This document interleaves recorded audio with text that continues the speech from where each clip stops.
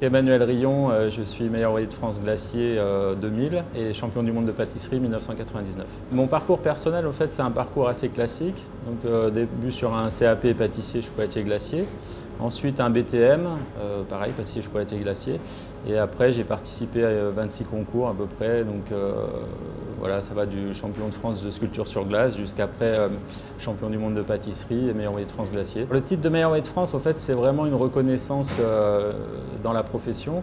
Non seulement une reconnaissance de la profession, c'est une reconnaissance maintenant au niveau des gens, en fait, hein, des clients lambda, et surtout c'est une reconnaissance à l'international.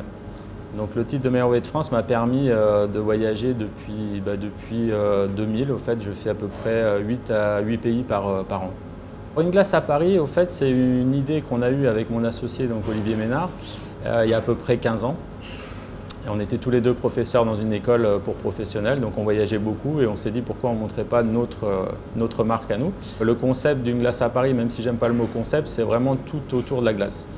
Donc maintenant on met même une glace à Paris pâtisserie glacée parce qu'on est vraiment sur l'univers comme une pâtisserie mais tout est en glace. Alors les moments forts, tout dépend ce qu'on appelle les moments forts.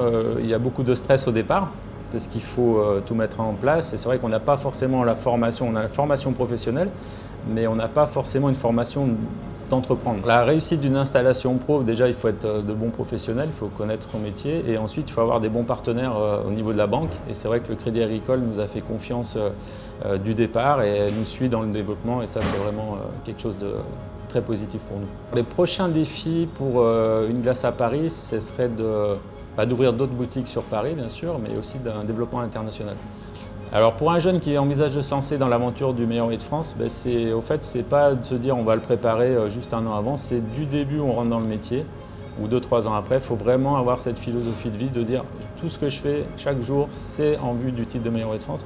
Parce qu'en fait le meilleur ouvrier de France, ça l'indique bien, c'est meilleur ouvrier de France. Donc ça veut dire que c'est des gens qui travaillent tous les jours et c'est un savoir-faire professionnel. C'est pas juste un concours qu'on va passer, c'est vraiment une philosophie de vie.